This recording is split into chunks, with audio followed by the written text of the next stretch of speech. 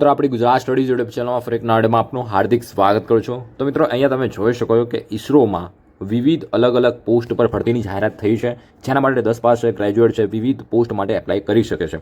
તો આજના વિડીયોમાં આપણે સંપૂર્ણ આ ભરતીની વિગતવાર માહિતી મેળવીશું. તો પ્લીઝ વિડીયોને લાસ્ટ સુધી સ્કીપ કરી કરજો એન્ડ આવા પ્રકારના સરકારી ભરતીના અપડેટ માટે ચેનલને સબસ્ક્રાઇબ ના કરી હોય તો ચેનલને સબસ્ક્રાઇબ કરી રાખજો, જેથી કરીને આવનારી દરેક સરકારી ભરતીની અપડેટ તમને મળી રહે. વધુ ટાઈમ વેસ્ટ કરે વિડીયોને આગળ સ્ટાર્ટ કરીએ.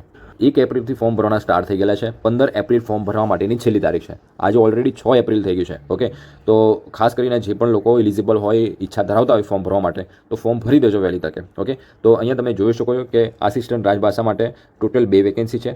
જનરલમાં 1 છે અને ઓબીસી કેટેગરીમાં 1 વેકેન્સી છે. કોઈ પણ ગ્રેજ્યુએટ ફોર્મ ભરી શકશે. ઓકે, અને આમાં જે કઈ ટાઈપનું જોબમાં કામ કરવાનું રહેશે એ પણ તમે જોઈ શકો છો. ઓકે, કે તમારે મેઇનલી જે કામ છે એ કોમ્પ્યુટર વર્ક જ રહેશે. ઓકે, પછી આગળ વાત કરીએ લાઇટ વ્હીકલ ડ્રાઈવર માટે, તો એમાં પણ તમે જોઈ શકો કે કેવા ટાઈપનું કામ તમારી પાસે, તો ડ્રાઈવરમાં તમારે કેવા ટાઈપનું કામ કરવાનું રહેશે એ પણ તમે ડિટેલમાં ચેક કરી શકો, વાંચી શકો છો. ઓકે, બાકી તમે કેટેગરી પ્રમાણે વેકેન્સી પર તમે જોઈ શકો કે કઈ કેટેગરીમાં કેટલી વેકેન્સી છે. ઓકે, લાઇટ વ્હીકલ ડ્રાઈવર માટે તમે આગળ મેં તમને કહી દીધું એ પ્રમાણે કે LVM એટલે કે લાઇટ વ્હીકલ ડ્રાઇવિંગ લાઇસન્સ હોવું જોઈએ, 3 વર્ષ એક્સપિરિયન્સ હોવું જોઈએ, 3 વર્ષ જૂનું હોવું જોઈએ. ટૂંકમાં કહેવાનો મતલબ એક્સપિરિયન્સનું કોઈ સર્ટિફિકેટ નથી માંગ્યું, તમારું જે લાઇસન્સ છે એ 3 વર્ષ જૂનું જોઈશે. ઓકે, હેવી ડ્રાઈવર માટે તમે જોઈ શકો કે એમાં પણ જનરલ માટે 3 વેકેન્સી છે, ઓબીસી માટે 2 વેકેન્સી છે. ઓકે, અને ક્વોલિફિકેશન અહીંયા ચેક કરી શકો છો કે તમારી પાસે શું રિક્વાયર્ડ છે. ઓકે, તો હેવી ડ્રાઇવિંગ લાઇસન્સ હોવું જોઈએ, રાઈટ.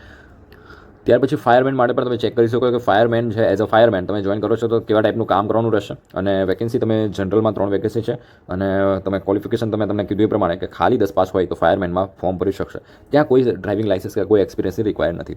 ત્યાર પછી કુકની વેકેન્સીની વાત કરીએ તો કુકમાં પણ તમે જોઈ શકો લેવલ 2ના આધારે સેમ સેલેરી રહેશે. 1 વેકેન્સી છે ફક્ત, અને એમાં પણ તમે જોઈ શકો કે 10 પાસ કોઈ ફોર્મ ભરી શકશે અને 5 વર્ષનો એઝ અ કુક તમને એક્સપિરિયન્સ હોવો જોઈએ. ઓકે, હવે એજ લિમિટને લઈને તમને કન્ફ્યુઝન હશે કે કઈ કેટેગરી માટે કેટલી મેક્સિમમ એજ લિમિટ આપેલી છે. તો તમે અહીંયા દરેક પોસ્ટ માટે તમે જોઈ શકો છો કે આસિસ્ટન્ટ રાજભાષા છે તો એમાં જનરલ માટે 28 વર્ષ છે, ઓબીસી માટે 31 વર્ષ છે અને SC/ST માટે 28, ST માટે 28, EWS માટે પણ 28. તો એ પ્રમાણે તમે દરેક પોસ્ટ વાઇઝ તમે ચેક કરી શકો કે જો તમે આ ઉંમરની અંદર આવતા હોય તો તમે ફોર્મ ભરી શકશો, એલિજિબલ છો. ઓકે, મિનિમમ તમારી એજ 18 વર્ષ કમ્પ્લીટ હોવા જોઈશે. ઓકે, ત્યાર પછી આગળ આપણે વાત કરીએ સિલેક્શન પ્રોસેસની, કે સિલેક્શન પ્રક્રિયા કઈ રીતે થવાની છે. તો સૌથી પહેલાં આપણે આસિસ્ટન્ટ રાજભાષાની વાત કરીએ તો એમાં સિલેક્શન પ્રક્રિયા કઈ રીતે થવાની છે, તમારું સિલેક્શન કઈ રીતે થશે. તો તેમાં સૌથી પહેલાં તો રિટન ટેસ્ટ લેવામાં આવશે, એટલે કે MCQ ટાઈપની એક્ઝામ રહેશે, અને પછી તમારી સ્કિલ ટેસ્ટ લેશે. સ્કિલ ટેસ્ટ એટલે તમારું હિન્દી ટાઈપિંગનું ટેસ્ટ લેવામાં આવશે, બરોબર.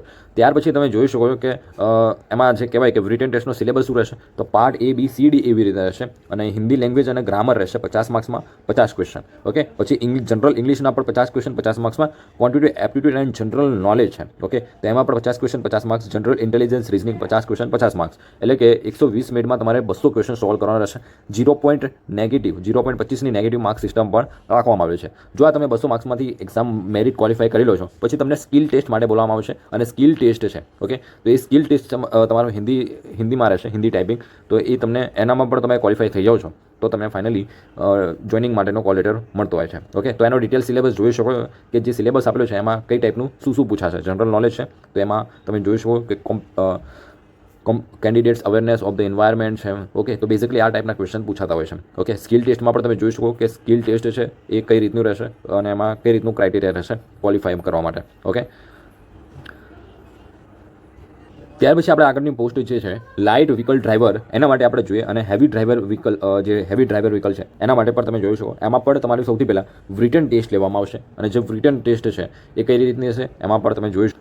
અને આમાં તમારું જે સિલેક્શન થવાનું છે ને મિત્રો, એ તમારું રિટન ટેસ્ટના આધારે તમારું સિલેક્શન થવાનું છે. ઓકે, તો એમાં પણ તમારું સ્કિલ ટેસ્ટ લેવામાં આવશે. ઓકે, તો ફાઇનલી આપણે વાત કરીએ કે સિલેબસમાં કયા સબ્જેક્ટ રહેશે, શું પૂછાશે, તો એની આપણે વાત કરીએ તો સૌથી પહેલાં તમારું જે પાર્ટ 1 છે. ઓકે, પાર્ટ 1 એમાં ઓબ્જેક્ટિવ ટાઈપના ક્વેશ્ચન હશે, એટલે કે MCQ ટાઈપના ક્વેશ્ચન હશે. અને મોટર વ્હીકલ એક્ટ જે છે, મોટર વ્હીકલ એક્ટ, ઓકે, 1988, એના આધારે તમને મોસ્ટ ઓફ ધ ક્વેશ્ચન પૂછાશે. અને જેના સેક્શન્સ અહીંયા આપેલા છે કે તમે વોટર વ્હીકલ એક્ટ 1988 છે. ઓકે, પછી driving licensing of driver of motor vehicles, એના સંબંધિત પ્રશ્નો પૂછાય. રજિસ્ટ્રેશન ઓફ મોટર વ્હીકલ છે, કંટ્રોલ ઓફ ટ્રાન્સપોર્ટ વ્હીકલ છે, કંટ્રોલ ઓફ ટ્રાફિક છે. ઓકે, મેક્સિમમ 50 માર્ક્સનું એમાંથી પૂછાશે તમને ક્વેશ્ચન, 50 ક્વેશ્ચન. ઓકે, પછી પાર્ટ B છે. પાર્ટ Bમાં તમને જે પૂછાશે એ એલિમેન્ટરી ઇંગ્લિશ છે, 8th સ્ટાન્ડર્ડનું, એટલે કે 8મા ધોરણનું તમને પૂછવામાં આવશે. સિનોનિમ ઇન્ટોનિયમ છે, યુઝ ઓફ કરેક્ટ વર્ડ્સ છે. ઓકે, તો બેઝિકલી આ ટાઈપનું 15 માર્ક્સનું ઇંગ્લિશ પૂછાશે, ટૂંકમાં આપણે કહી શકાય, બરોબર. પછી પાર્ટ C જે છે, પાર્ટ સી એમાં તમારું એલિમેન્ટરી મેથેમેટિક્સ પૂછાશે 10મા લેવલનું, ઓકે, 10 સ્ટાન્ડર્ડનું,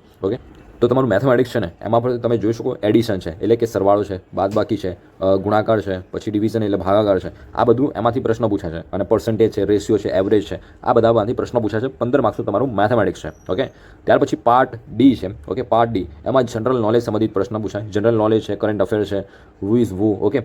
એટલે કે તમને કહેવાય કે જેટલા પણ અત્યારના લેટેસ્ટ પદાધિકારીઓ છે, જે પદાધિકારીઓ એના સંબંધિત પ્રશ્નો પૂછી શકે. પછી સ્ટેટ એન્ડ કેપિટલ છે એટલે કે જે કોઈ રાજ્ય છે એ રાજ્યની રાજધાની કઈ છે એના સંબંધિત પૂછી શકે. પછી જિયોગ્રાફી ઓફ ઇન્ડિયાના ભૂગોળમાંથી, ભારતનું ભૂગોળમાંથી પ્રશ્ન પૂછે. એમ કરીને એ પણ જનરલ નોલેજ તમારું 20 માર્ક્સનું છે, ઓકે. તો આ પ્રમાણે જે તમારો સિલેબસ છે એ ડ્રાઈવર માટેનો છે, ઓકે. લાઇટ વ્હીકલ અને હેવી વ્હીકલ, ઓકે. તો બંનેનો સેમ સિલેબસ છે મિત્રો, ઓકે. ત્યાર પછી આગળ વાત કરીએ ફાયરમેન માટે. ફાયરમેન માટે તમે જોઈ શકો કે માત્ર તમે 10 પાસ હોય તો તમે ફોર્મ ભરી શકશો. પરંતુ એક ક્રાઇટેરિયા એવો છે કે જેમાં તમારી હાઇટ, ચેસ્ટ વગેરે માપવામાં આવશે. જેમ કે જનરલ અને ઓબીસી કેટેગરીમાંથી હોય તો તમારી હાઇટ છે 165 સેન્ટીમીટર હોવી જોઈએ ઓછામાં ઓછી, અને 50 કેજી ઓછામાં ઓછું તમારો વજન હોવો જોઈએ. તો આ પ્રમાણે છે. અને બીજું તમારું વિઝન છે એ પણ ચેક કરવામાં આવશે. નિયર વિઝન છે, પછી તમને કોઈ ચશ્મા નથી વગેરે વગેરે બધું ચેક કરવામાં આવશે. તો આ બધા જ તમારા પેરામીટર્સ ચેક કરવામાં આવશે. જો તમે એલિજિબલ હશો તો આગળની પ્રોસેસ માટે એલિજિબલ રહેશો. આમાં પણ તમે ચેક કરી શકો કે તમારું સૌથી પહેલાં તો તમારું જે છે મેડિકલ એક્ઝામિનેશન થતું હોય છે, પછી રિટન ટેસ્ટ લેવામાં આવશે, પછી તમારું ફિઝિકલ એફિશિયન્સી ટેસ્ટ પણ થશે, પછી સ્ટેજ 1 પીઈટી છે, પછી સ્ટેજ 2માં પીઈટી એટલે કે ફિઝિકલ એફિશિયન્સી ટેસ્ટ છે. હવે ફિઝિકલ એફિશિયન્સી ટેસ્ટ તમે જોઈ શકો કે જે 5 મીટર ફ્રોમ ગ્રાઉન્ડ લેવલ એટલે કે રોપ ક્લાઇમ્બિંગ છે, એટલે રસ્તા ચડશે, ઓકે. એમને 5 મીટરનો તમારો જે રસ્તો છે એ ચડવાનો રહેશે. પછી તમે બાકીનું જોઈ શકો હનુમાન ડમ છે, ઓકે. એટલે કે 60 કિલો વજન જે લઈને તમારે 25 મીટર એ 60 સેકન્ડમાં જે ડિસ્ટન્સ છે એ કવર કરવાનું રહેશે વિથ વેઇટ, એટલે કે 60 કિલોનો વજન સાથે, ઓકે. અને લોંગ જમ્પ છે, પછી રનિંગ છે, 100 મીટર રનિંગ છે એ 15 સેકન્ડમાં તમારે પૂરું કરવાનું રહેશે, ઓકે. તો આ પ્રમાણેનું છે. બાજુમાં ફિમેલ કેટેગરીનું પણ તમે જોઈ શકો કે ફિમેલ માટે પણ આ પ્રમાણેનો ક્રાઇટેરિયા છે, ફિઝિકલ એફિશિયન્સી ટેસ્ટ, ઓકે. પછી તમારું ડિટેલ મેડિકલ એક્ઝામિનેશન થશે, ફાઇનલ સિલેક્શન થશે મિત્રો. તો આ પ્રમાણેનું છે. જે પણ લોકો આ ખામી ધરાવતા હશે ને એ લોકોને ડિસ્કોલિફાઈ કરવામાં આવશે. જેમ કે છે નોકની છે, પછી બહુ લેગ છે, ફ્લેટ ફૂટ છે, ઓકે. પછી નાઇટ બ્લાઇન્ડનેસ છે, કલર બ્લાઇન્ડનેસ છે, ઓકે. તો આ બધા ખાસ કરીને જે ખામીઓ ધરાવતા હશે એ લોકોને કહેવાય કે તમને ડિસ્કોલિફાઈ કરવામાં આવતા હશે. વિરોસિયસ વેન્સ છે, ઓકે.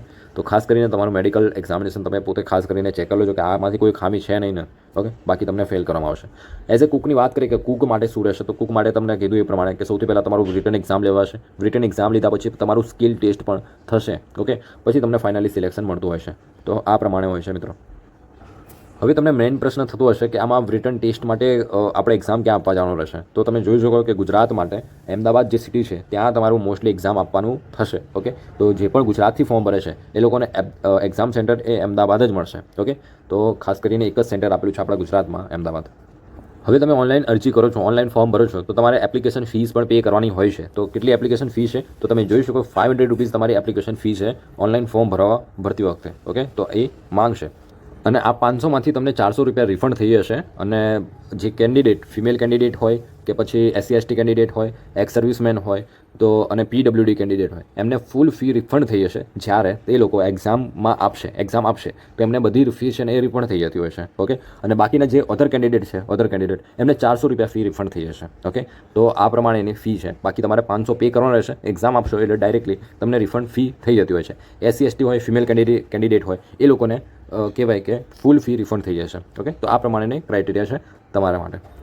જો મિત્રો તમે ઘરે બેઠા ઓનલાઈન ફોર્મ ભરવા માંગતા હોય તો નીચે તમને એક નંબર દેખાતો હશે, એ નંબર પર તમારે વોટ્સઅપ મેસેજ કરવાનો છે, ઓકે. અહીંયા ફરી એકવાર લખી દઉં છું 93277901, ઓકે. આ નંબર પર તમારે વોટ્સઅપ કરવાનો છે. તમને ઓનલાઈન ફોર્મ ઘરે બેઠા ભરી આપવામાં આવશે.